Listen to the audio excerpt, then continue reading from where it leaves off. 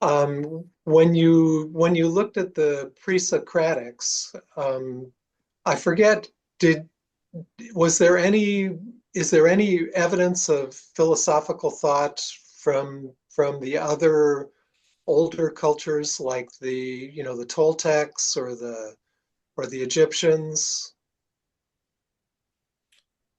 Okay,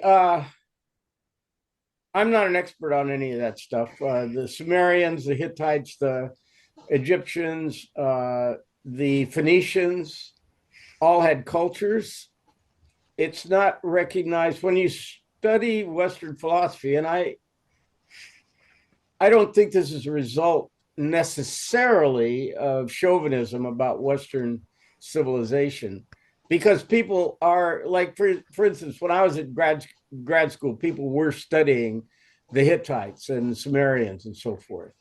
But the kind of thought that we have so far covered in this class didn't seem to exist in, say, Babylon and in Egypt. They were very good observers of some things, like astronomy and some kinds of science, but they wouldn't this turning point where you just don't pay attention to mythology. It seems very unusual and absent. This radical, we don't know how radical it was because we have so little information about Thales and the pre-Socratics, just little fragments that were quoted 100 years later. That's the kind of stuff we have. So it's hard to say how radical it was when they were doing it, but it doesn't have a parallel in the other contemporary civilizations, where they just completely leave out mythology altogether and just talk about what they can observe and what they can rationally understand. And that is what we see with the pre-Socratics. And some of you have any of you read the Kirk and Raven book? Yeah, I No, read parts of it. did you? Was this addressed there? I haven't read it in quite a while. Was this Mm, that question addressed by Kirk and Raven? no, I don't. Not really. Right. I know that the Carvaka um, tradition or the school of thought in India was happening more or less at the same time, around 600 BC, um, and that was a materialist and not and indifferent to religion. They just it wasn't an issue for them. So it was very similar in a lot of ways. I feel like sometime there's going to be this discovery of some unknown thing where there was this guy that traveled from India to Greece, but there are parallels between the Indians and the Greeks, but we have, like I've said many times, we have no evidence for that uh, actually occurring, for any communication between those two cultures. But it seems to have been in the air. I mean, that whole time in the last, say, millennium before Jesus and then following, it seems to be a time of spiritual explosion. You want to say it's almost a zeitgeist or something, but who knows? Like there was a virus that spread from land to land. Who knows? Okay, so I want. No, that's all I wanted to ask. I want to pick up where we left off on the Meno and the God. Look at that! I have my hand up apparently. I don't even know. Oh yeah, hand. Where raised hand? Put it down. That's weird. Yeah, trying to get my own attention. Anyway, I want to pick up where we left off on the Meno and the Meno. Let's raise this question: why, in the middle of a dialogue about whether virtue can be taught, do we have a geometric demonstration with the slave boy? What do those things have to do with one another?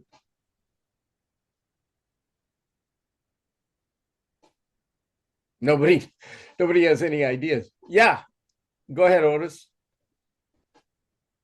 You're muted. No, There you I'm go. unmuted now. Yeah, virtue is not defined as we define it today. Virtue is defined as the ability to do something, whether that be, you know, a woman tending to her knitting or a man going out and killing animals. And so the question was, you know, dealing with geometric shapes could have been considered a virtue.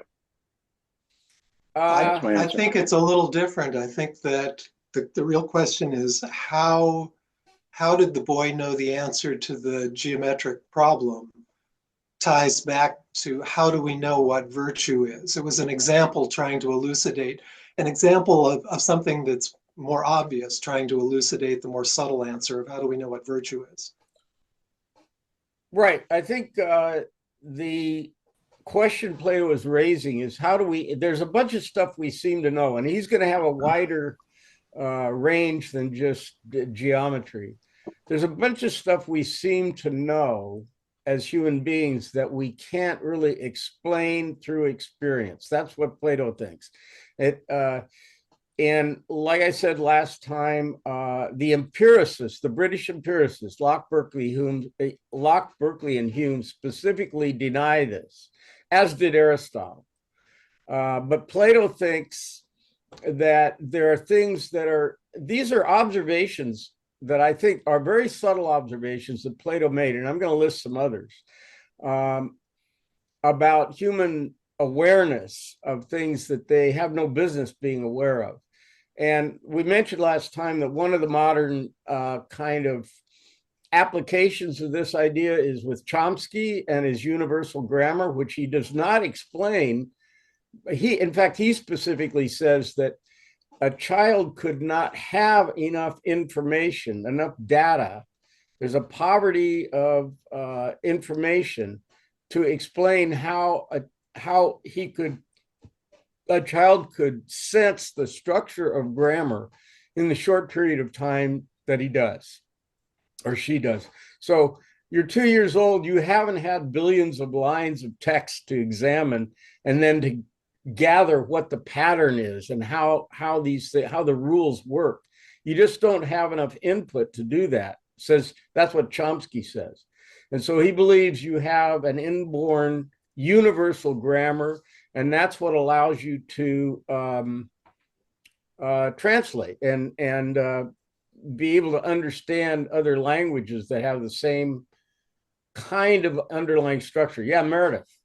Well, it's been studied that children who don't have adults who care about them speaking to them don't acquire language hardly at all. Children learn by listening to what their adults say to them. And in a family where there are adults and older siblings who talk to the new member of the family a lot, that new member of the family will become a talking wizard at 4 or 5. But in a place like an orphanage where people don't pay that much attention to the kids and don't talk to them particularly, it's not learned. So it's not innate. Well, wait a second. The ability to learn it is learned eventually, Meredith. They don't go through life without being mute and not being able to utter a sentence. They just don't have as much practice so it's not true that they don't learn language. Like birds, for example, there's a window of learning for birds. If you're a bird and you're a songbird, there's a period of time when you can learn the song of your species. And if you don't learn it, you can never learn it. That's the way it works. You can't go back in a couple of years and learn that song. It won't happen. You'll never talk. That's not true of human beings. That person that you say, they may be a little bit slow in picking up the language, but they'll still be able to have a job and work and be a regular member of society. So it's not like they can't learn it at all. This is Chomsky now I'm talking about, and this is heavily debated in linguistics. It's not like it's a given, but this is his theory, which I think is correct. Laurel, are you trying to say something? Yeah, actually, it is not true, Tony, that if children are not exposed at all to language, there have been experiments, unfortunate things, where people did not talk to children at all. They heard no words, And if you kind of have, experiment would and that they do be? not really, they were sort of, there was the question of what language would people speak if they were not exposed to any languages. And this was tried by some people in, I want to say 1700s or something.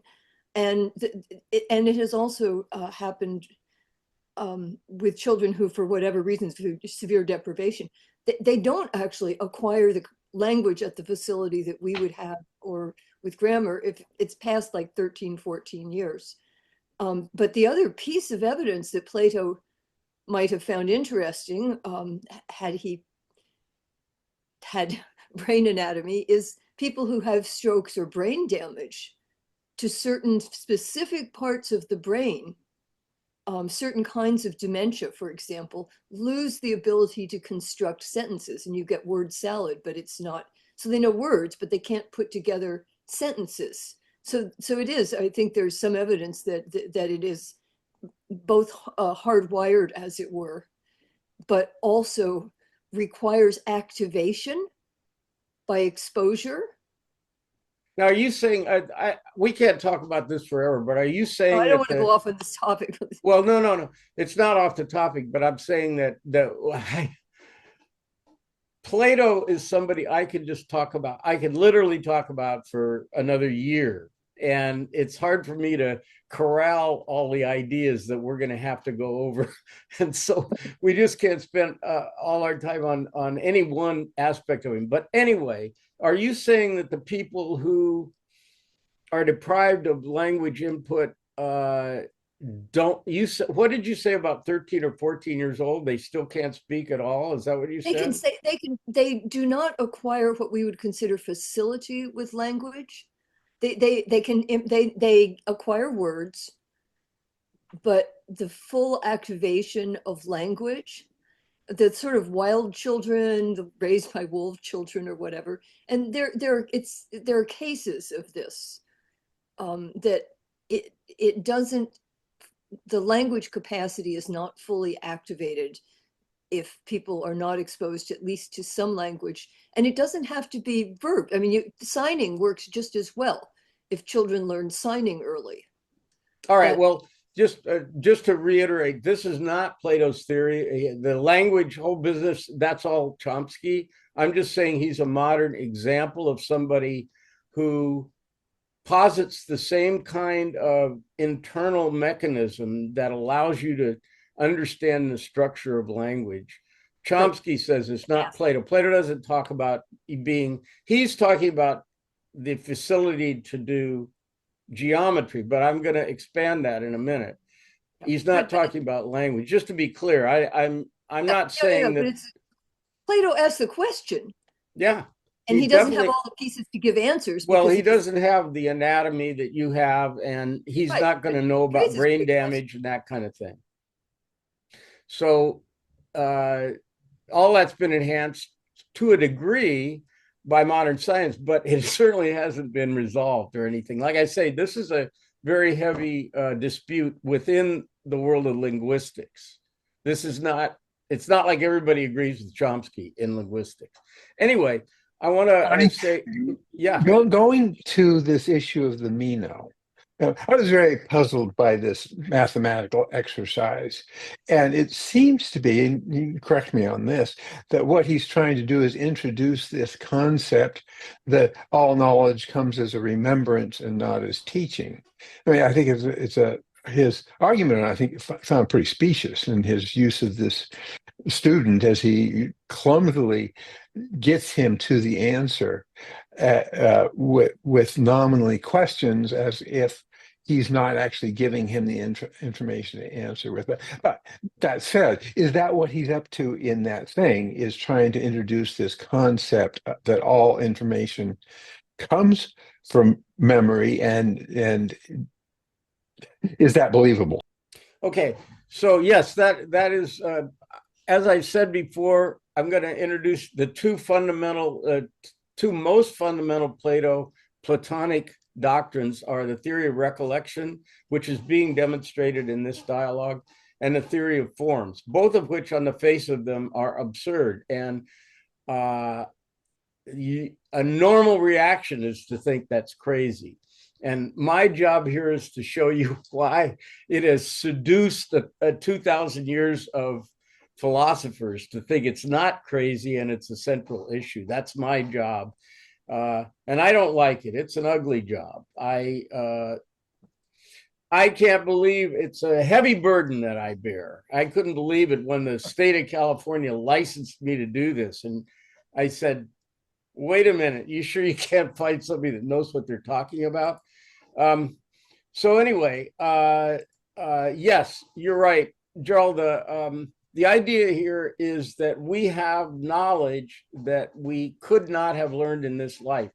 And as to Socrates leading the witness, leading the boy to the correct answer, my response to that is think about the fact that at one point in human history, nobody knew the answer to that. So nobody could have, whoever came up with it first couldn't have been taught by anyone because nobody knew it.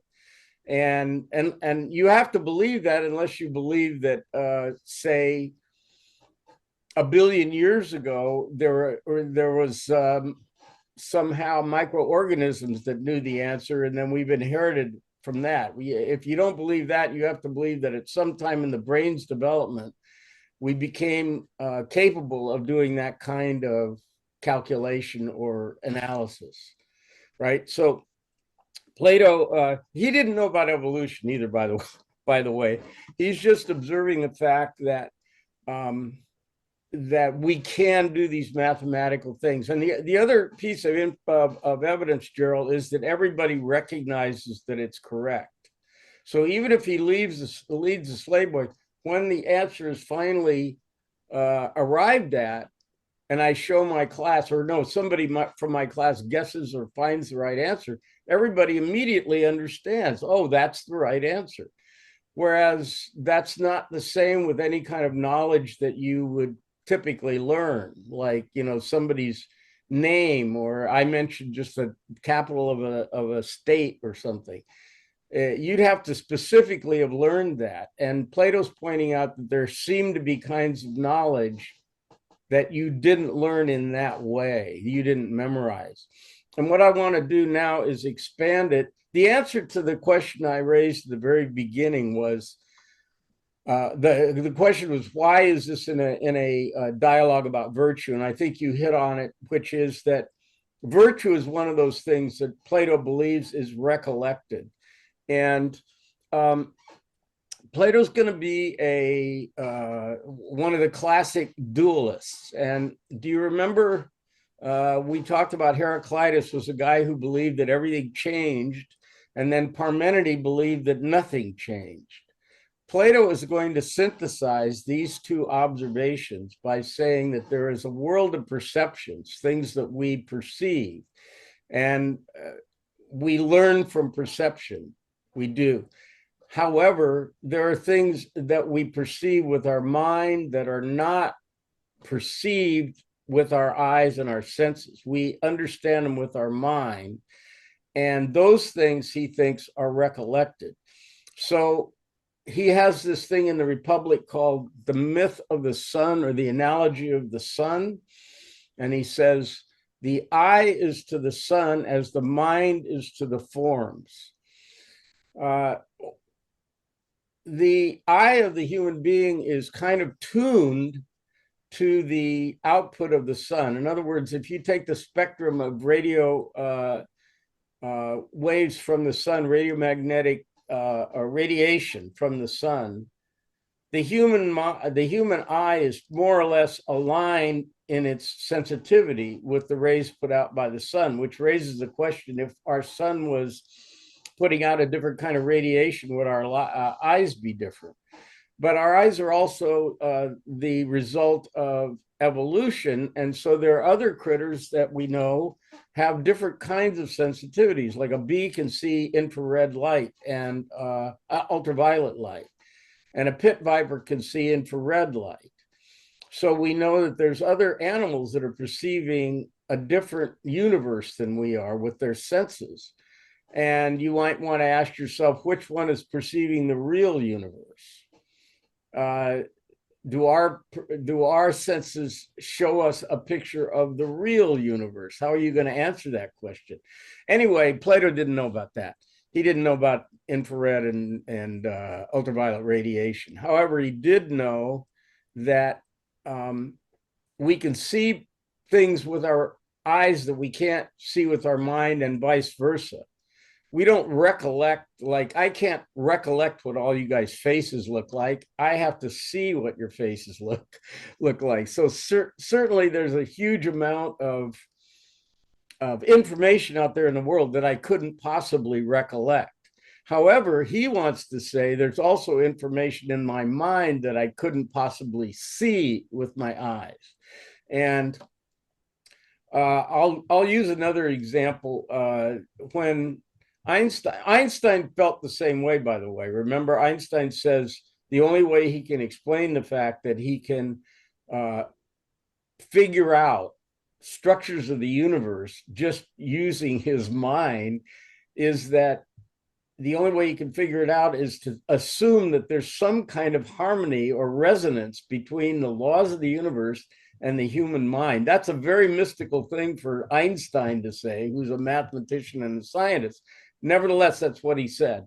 And I'll give the example of, you guys probably know the story of when the theory of relativity was confirmed by observation, because he came up with a theory of relativity theoretically, without you could not possibly have any perception that would lead you to believe in the theory of relativity, because you don't see time slowing down, and you don't see stars bending the light that goes around them. But this is exactly what was observed in the First World War.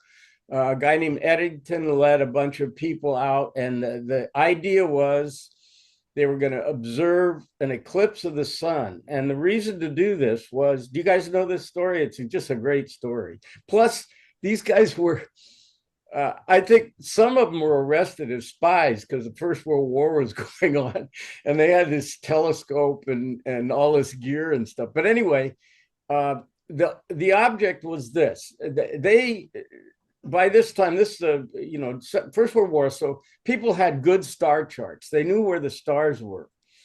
But the theory Einstein had proposed would predict that if you looked at a star behind the sun, it would not be in the same place that normally is, because the light would bend as it goes around the sun. The gravity of the sun, the mass of the sun would warp space-time so that the star would appear to be out of place. Well, the only time you can do that is during an eclipse, because normally you can't see the stars behind the sun because it's daylight. So these guys traveled to some remote place with a telescope, and it turned out the star was off by, I think, if I remember correctly, 1.75 arc seconds. It was out of place, which is exactly what Einstein had predicted. And so that's just astonishing that this guy figured this out from not using any data. He was using mathematics, the mathematics of his theory, to predict a perception that we were going to have of a star behind the sun, bending the sun's light, having bent it. So that was confirmed, and that was really astonishing.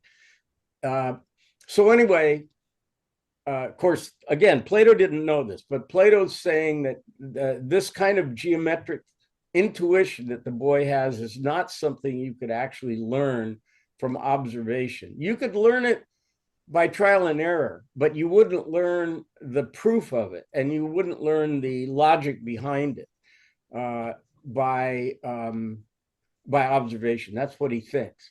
Now, Plato's going to expand this, because the forms don't just include geometry. The forms are you could think of them as the it would be like the laws of physics, except they also apply to aesthetics and morality. So Plato thinks that in the perfect world of the forms, we have perfect examples of beauty and also of justice, for example. Now, I have argued, I like to argue, this is a good argument to have in class. How do you think we know things are beautiful, and why do you think we know they're beautiful? Now, a modern deconstructionist or Marxist interpretation would be, we believe things are beautiful because we see Madison Avenue has promoted a certain kind of beauty, and that's what we respond to. So somebody, if we see a bunch of women that are skinny on a picture on the cover of a magazine, then we think that's beautiful. And then the example that people like to bring up is, well, hey, look at Rubens. Rubens painted women who were heavy. So doesn't that show you that it's just whatever we're exposed to that we think is beautiful? Meredith, where'd she go? There you are. Yeah. I thought that symmetry was the basis for the idea of beauty.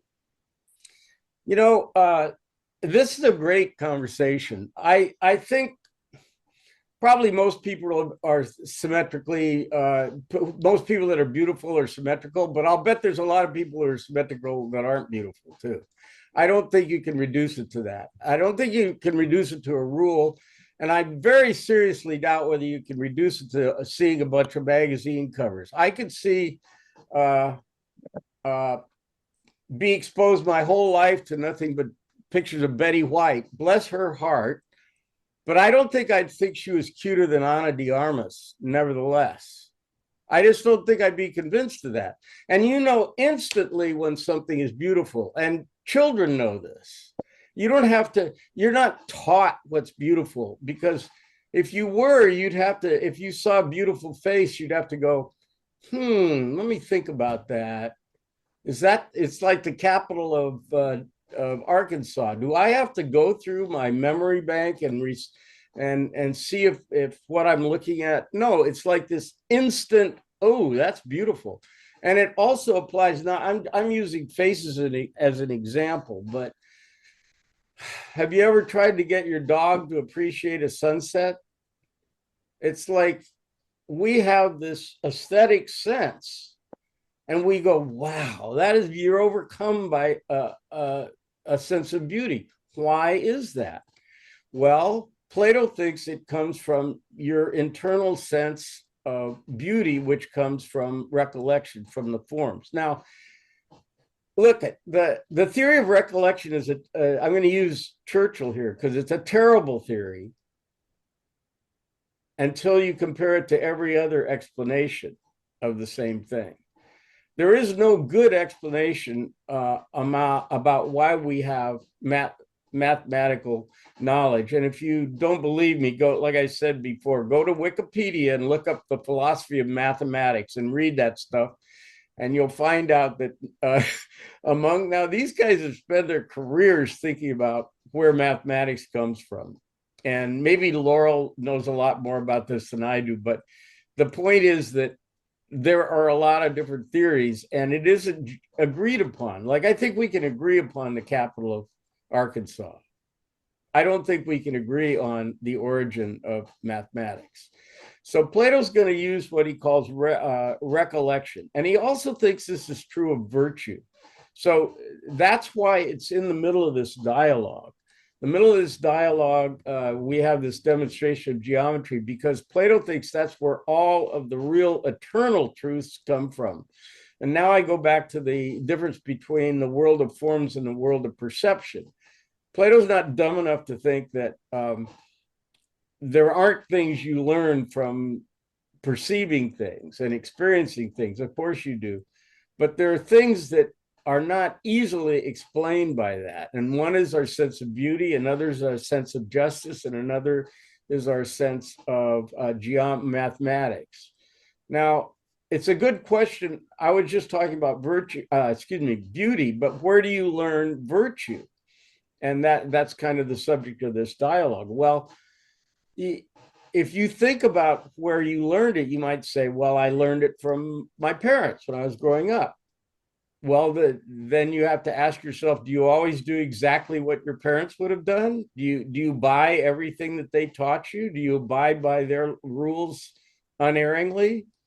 And if you don't, then you must have another sense that told you, well, that rule that they told me, I don't abide by. For example, my parents were, I would call them benign racists. They were raised in an era where Black people were different and often treated very differently from white people. My parents were actually good and generous and went out of their way to, my father went out of his way to employ Black people. And I never heard a racist word spoken in my house, except that my mother thought Black people are different from us. And so I would call that benign racism. In other words, she didn't say different and terrible. She just said they're different. And I got into a heated argument about this with her. So at that early age, I thought that was wrong to say that. Now, how did I know that? Why did I know that? Because I hadn't been taught it elsewhere. Well, you might think, okay, well, I have other input. I have TV, I have peers. Maybe I learned it from then. But then you have to ask, how did you choose between the different views you were exposed to? How did you choose the one that was just? Yeah, Meredith. Well, maybe you learned subconsciously that different meant inferior. Well, whether I did or not, I would have had to have some kind of sense that that was not right, that I was arguing with my parents because I didn't think it was right. But where did I get that? Fortunately, you did. Well, but the question is though, where did I get that? Where did I come upon the realization that this kind of view isn't correct? How old were you? Huh? How old were you when this happened? Probably about 8. You know, I had I met billions of Black people and compared them to billions of white people. In other words, was it a data-rich environment and I could make my own assessment? I don't think so. So somehow I had this sense that it wasn't a fair judgment without having any data. So how did I know that? I'm not trying to brag about myself. I'm trying to ask the intellectual question, where did I get that sense? Well, I have an 8-year-old grandson who knows that. Oops. And his parents are not racist, but I don't think they would ever have discussed ways in which people who are of different races are different. They have not made that a topic of conversation at home. So, but he knows. And he's 8. So why does he know? That's the question that Plato wants to Well, raise. Tony, maybe you turn the question around and say, where did your parents get, or your mother get this feeling that they were different than her? And maybe that because her world was so much more separate, that may be how she was able to get away from a sense of fairness in that. I wouldn't be prepared to guess where she got it, but I just think it was the culture, you know, that in my parents' generation, people use the N-word without scruple. Oh, that's not true. That is not in my family, but it certainly happened. Yeah, my family it was, and it's not that they weren't racist. It was that they didn't want to be low class. Only low class people use that language and behave that way. It certainly didn't happen in my family either. It would never have happened. But I'm talking about in the United States, there were certainly people using that word frequently without getting busted for a hate crime. It wasn't uncommon. Anyway, that's the era our parents grew up in, and you know, the armed forces weren't integrated, for Christ's sake, in World War II. So they grew up in a society like that, and maybe that's where they got them. But where did we get the idea that that's not okay?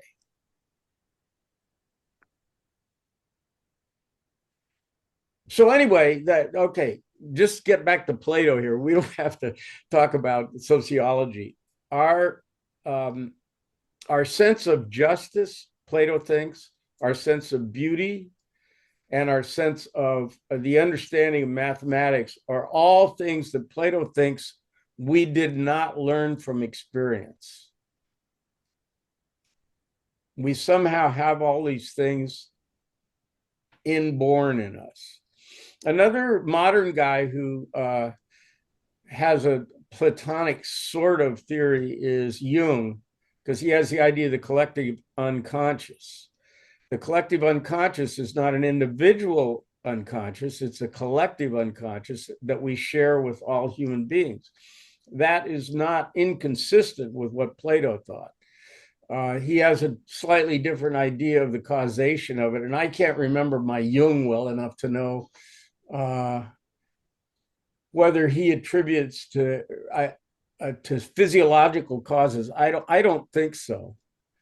But no, yeah, we got an expert here. This group is so unbelievable compared to my, I'm normally talking to high school kids basically. And we have Alice here, who's a trained psychotherapist. And so you studied Jung, Alice. Unmute. Yeah, there you go. Yeah, okay. Not particularly, but I mean, I've read him. Right. He's certainly come up. Yeah.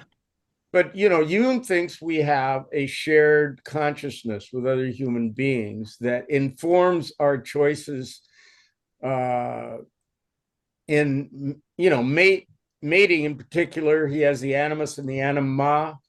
And all of us, according to Jung, have inside a male version if we're female, or a female version if we're male, and somehow those come back together. But by the way, that is Aristophanes' theory in the Symposium.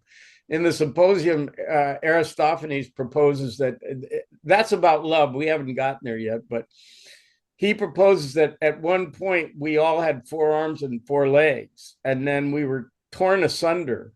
And ever since then, we're looking for our other half. That's Aristophanes' description of love. I saw somebody online saying it was Plato's theory, which is certainly not the case. Plato never appears, remember, in the dialogues. He never says anything. So this is Aristophanes, who's a character. And not only that, he's a comedian. I mean, Aristophanes is a comic poet. So, but that's one of the theories proposed in the Symposium. Okay. Anyway, so the doctrine of recollection, you're getting an idea of it. Now, the things that the mind recollects are the forms, not the things that we learn from our senses. And so Plato's, like I said, is a dualist. And he says the eye is to the sun as the mind is to the forms. In other words, our mind is attuned to the forms in the same way that our eye is attuned to the sun. I just mentioned that the spectrum perceived by the eye is consistent with the curve of the sun's output.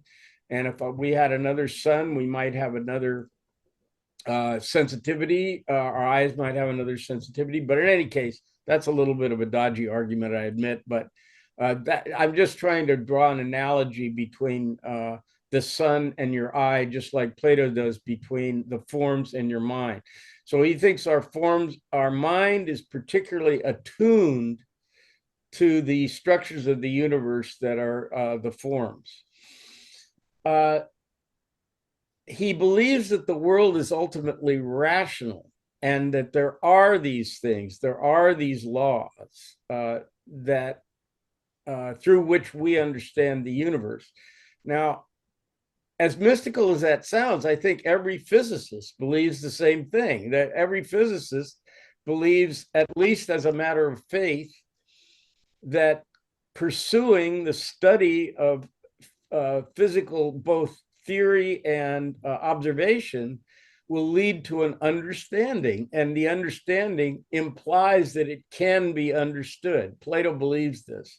And so I often say that every physicist is basically a Platonist, whether they know it or not, because they believe the universe can be figured out. That's different from what the Greeks thought before the philosophers. They thought, well, it's just whatever the gods are up to. You can't expect to understand what the gods are up to. But the philosophers and the physicists do believe they can figure out what the universe is, how the universe is governed, how the laws, and they've been pretty successful at doing that. It's not like it's some kind of weird fantasy. They figured out a lot of stuff about the universe, or else you wouldn't have a phone, you know? So, yeah, Doug. Don't you just think that understanding the gods is just another part of that continuum of trying to understand and explain the world? Except that the gods didn't have to respond to logic and rationality. Well, it was pretty logical, you know, probably seemed pretty logical to whoever was thinking about it at the time, you know, 3,500 BC, and God knows what the gods were up to, but explain things. They had a logical system of explanation, maybe. Well, it's also like a continuum of people want to know more, and they take a few shots at what they think they know, you know, and they certainly time. But they thought the way to deal with that is just to make a sacrifice to the gods.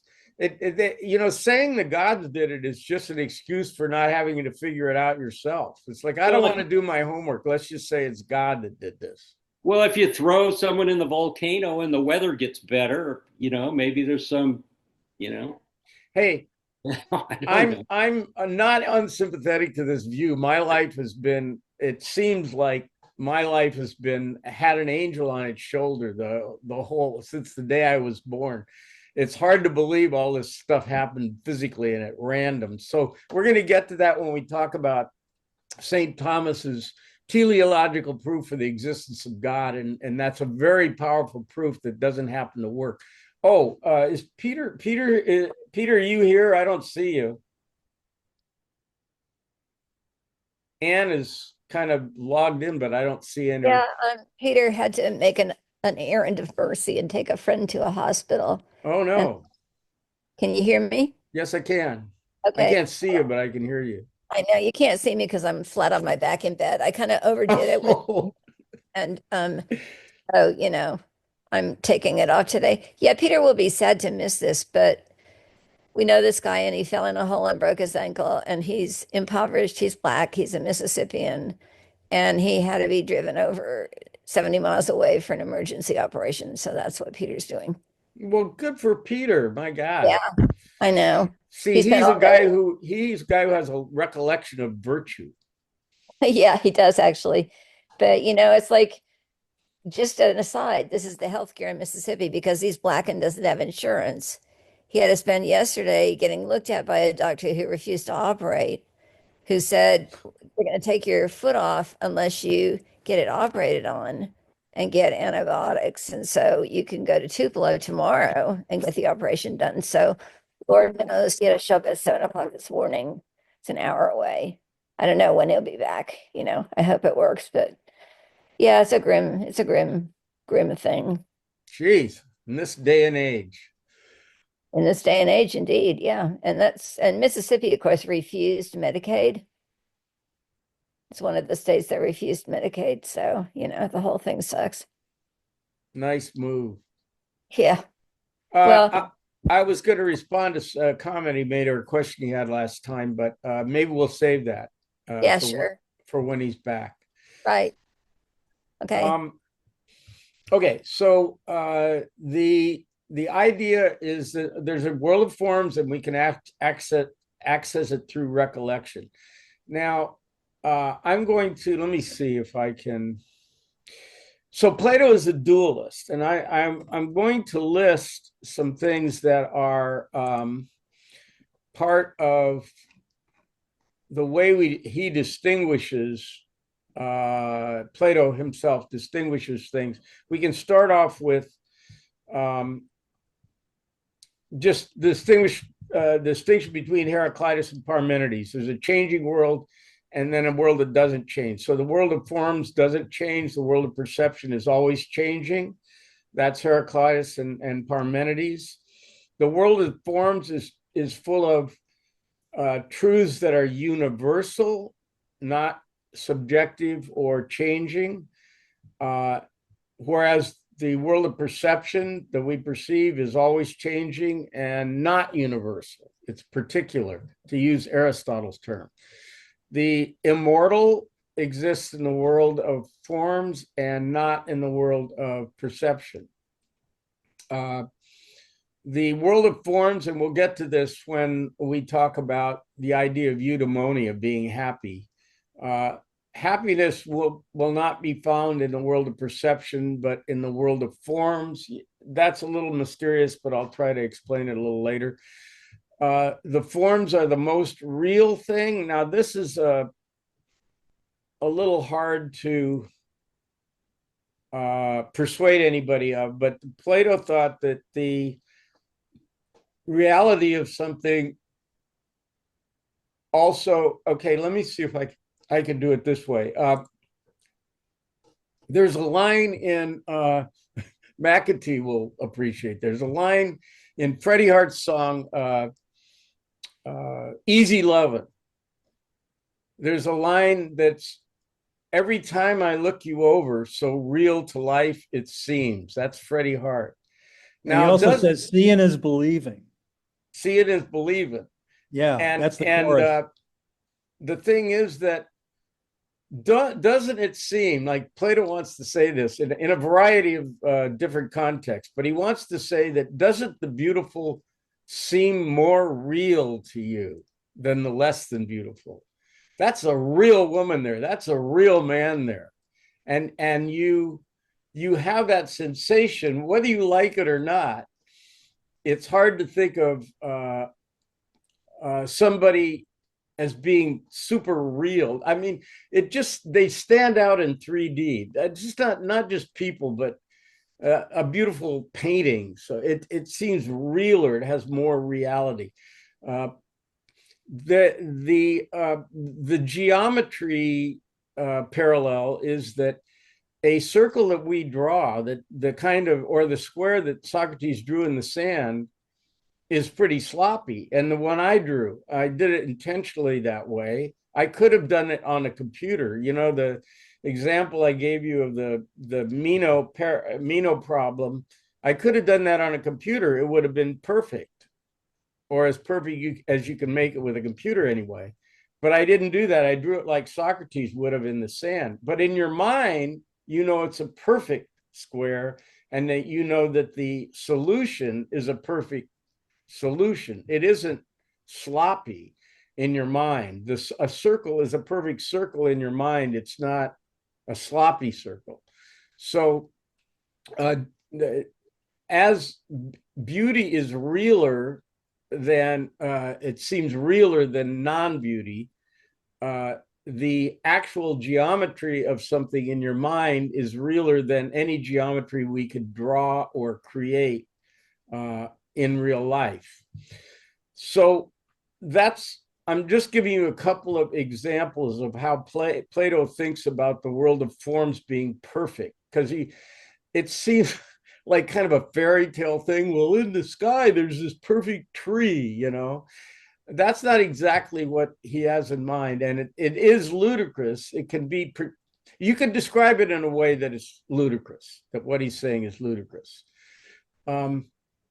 But, and another example of that would be, you know, I just mentioned Rubens, that there used to be a sense of the more ample woman being beautiful. And so styles change, and that's not the style anymore. I think the Platonic answer to that is that both of those participate in the ultimate sensation of beauty, which isn't one thing as though it were a statue. It's something else. And any beautiful thing on earth in some limited way participates. That, and not in the same way. Like you can fall in love with two different guys or two different girls, and they won't both be beautiful in the same way, but they both, for Plato, participate in beauty in one aspect. And that's what he wants to say. So anyway, the world of forms is realer than the world of perception. That's what Plato wants to argue, I think. Now, look, I got to back up here. Plato doesn't say any of this.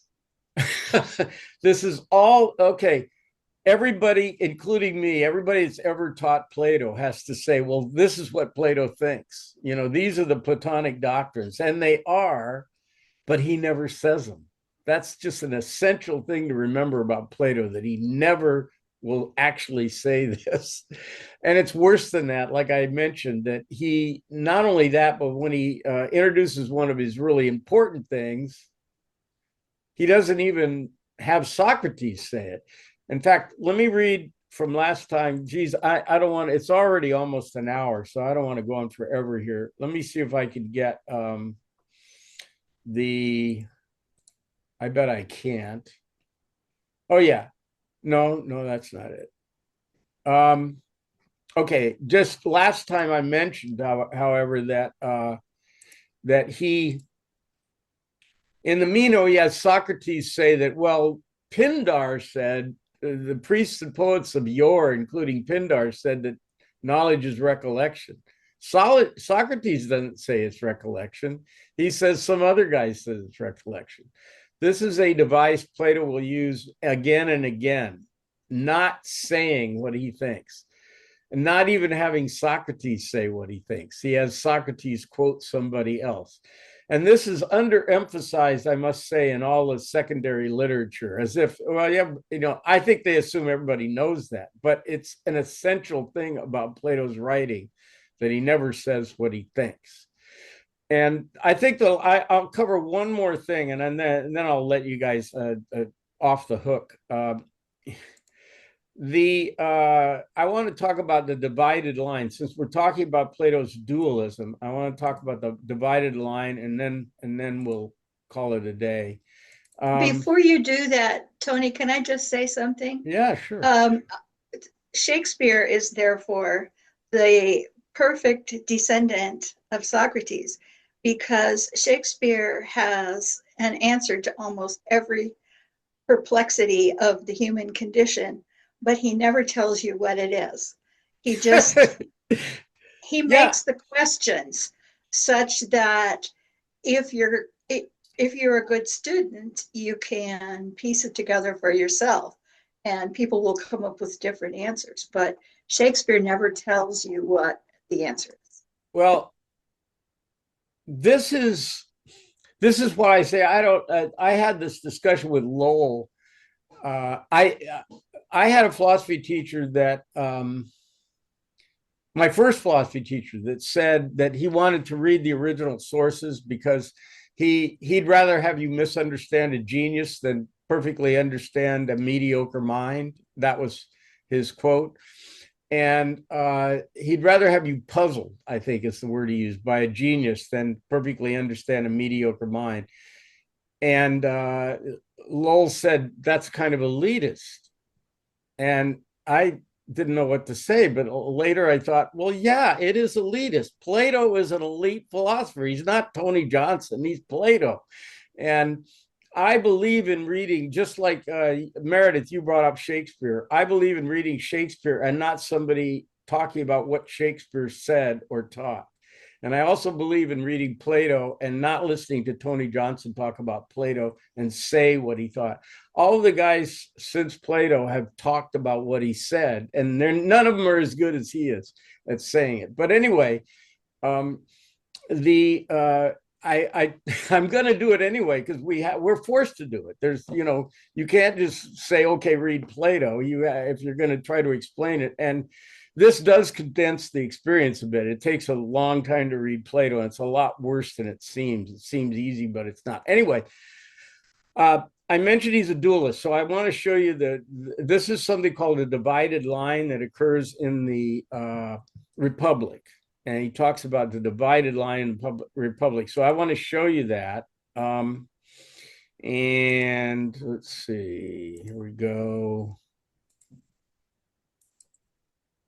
Okay, this is the divided line. And so what we have here is essentially the line below the line is the world of perception, and above the line is the world of forms. And then on the right, you say states of mind. We can call that epistemology, what your mind perceives. And on the left, we have objects, which is what's in the real world. Now, this is going to be something that's going to be a subject of philosophy forever. But anyway, here's my way of describing how I view this from a childhood. And that is, when I was a kid, my dad used to listen to baseball games on the radio. And I had this very weird idea of what was going on because I'd never seen a big. We didn't have a TV. I'm a kid, right? We didn't have a TV. I didn't know what a baseball field looked like. And I imagined something going on in 3D with players on different levels and stuff. And that would be down here at the bottom in images and imagining. I was just imagining from this description what the baseball game must be.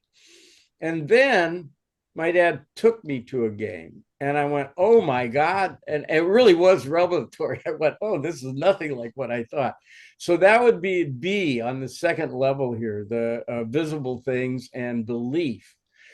And then after I went to quite a few games, I started to understand all the rules that they were playing by.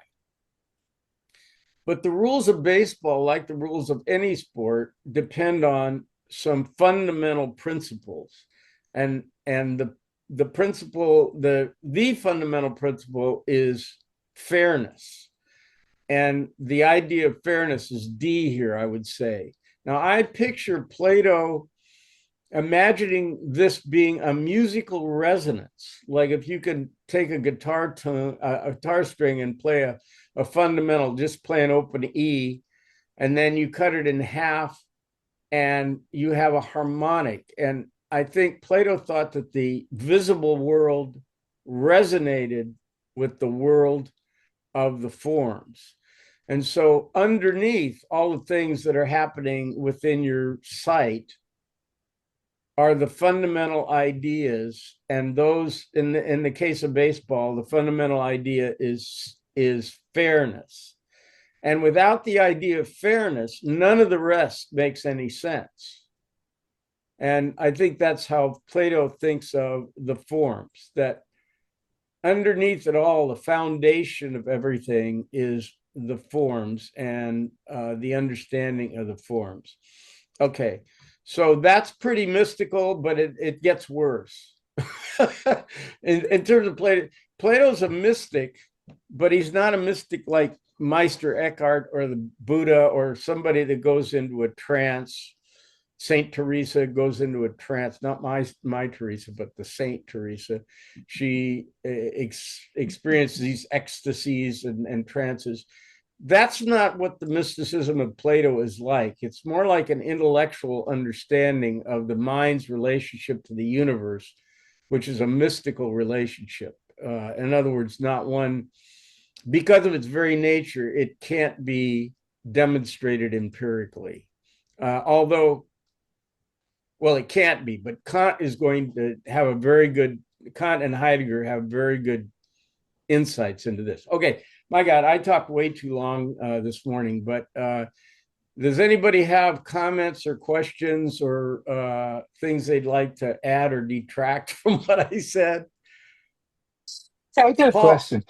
We're looking at these very detailed discussions that Plato is quoting Socrates. He was never there. And yet these are very complex situations he's discussing. What's the relationship here? What, is this just all made up? Plato, Socrates died in 399, and Plato didn't write a dialogue for at least, we don't know. But best guess is about 15 years later. Plato was Socrates was his beloved mentor, and he saw him do this kind of thing many, many times. But he certainly didn't have a digital recorder and record all the conversations. So these are all recreations of conversations. Many times they're conversations that Socrates could never have had, and others are conversations that he may have had that we don't know. We don't have any record of. I don't know if that answers your question, but they are creations of Plato, but they're not fiction. We have every reason to believe that Plato was trying to be faithful to the practices and ideas of Socrates. Right. So he's basically saying, okay, here's these situations, and he's doing a good faith reconstruction of how Socrates would talk, act, and analyze these. Right. But it's not fiction in the sense that he didn't make this up out of whole cloth. We have every reason, because we have other sources about how Socrates behaved, and these are consistent with those. They're just more intelligent than those. So partly what you're arguing is that Socrates is a vessel. He has no fundamental belief or philosophy. He has a methodology that Plato is engaging to explore what Plato believes. Am I missing that? Or well, it's not really answerable, Neil, in any kind of clear way. Plato himself says that everything he ever has written is just Socrates beautified and rejuvenated. That's his actual phrase that he uses. Now, I don't think anybody quite takes that at face value. Most people think that Plato has inserted some of his own theories. And my feeling is those theories are not inconsistent with what the real Socrates thought, but they also may be, when he says rejuvenated and beautified, I think he's amplified quite a bit. Most people, it's not just me, most people think that Plato has injected quite a bit of his own theorizing into the dialogues, but he never like, wait till you get to the symposium, but he never is clear that this is, he never lays down the law. He never says this is the way it is. Never. He just does not do that, which is unlike it's the opposite of St. Thomas, for example. St. Thomas is going to give you a definitive answer, damn it. You can go away happy. Paul, yeah, you. Just a quick comment. I get lost in all these words, but maybe there is an inherent belief that we have to be kind, and that dictates what our actions are. And maybe that's something that's inherent in human being.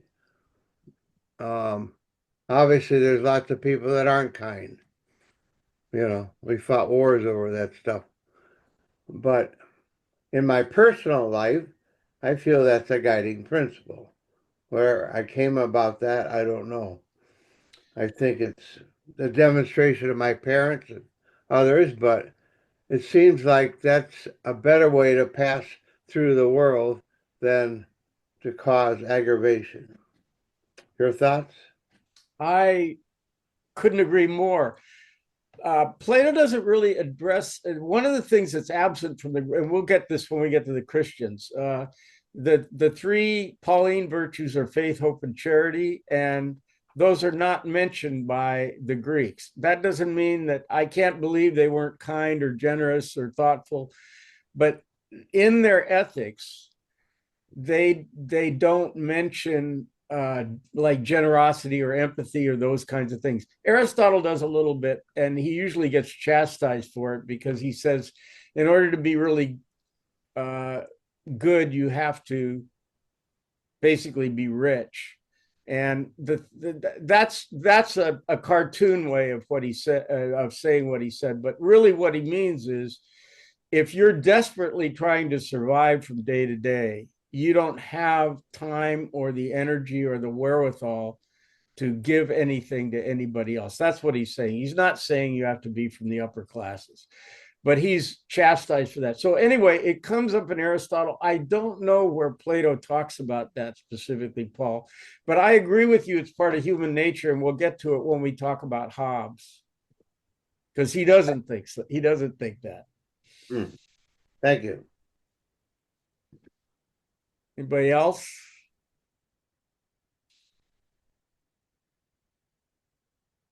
About done with this. Okay, good. So I'll continue next time to, you know what I should do? I'm going to continue next time to give you a more broad overview of what Platonism, what we think is Platonism, it's all reconstructed out of the dialogues. The dialogues are just like the ones you read. They never, straightforwardly say, okay, here's what we're up to. That's not what they do. So, let me see. I could do this, I think. Next time, I'm going to continue this, but we're eventually going to go on to the symposium. And there's no reason for the symposium is really long, like the Republic. I have more stuff to say about the Republic. We haven't really gone into that for sure. I got more stuff to say about that. But I'm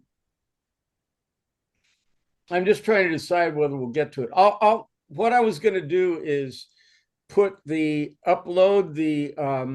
do this. When I email you guys after this, when I give you the URL for the recording, I'll also include an attachment, which will be a section of the symposium, just the one I want to concentrate on, because it's really long and kind of difficult. And but you don't have to read it, but I'll send it along, because that's the next text we're going to talk about. I'm going to talk about the Republic in general. And, everybody should have read the Republic, I guess, if you want to know about Plato. But we don't talk about it. I'll just talk about it instead of read it, because it's quite lengthy. And this is one of the things I wanted to respond to Peter's comment about, but we'll wait till next time for that. So that's that. So anything else? If not, if there's nothing else, we'll just call it a day. All right, guys, lovely to see you. See you next Tuesday. Thanks, Tony. Yep. Thanks, Tony. Thanks a lot.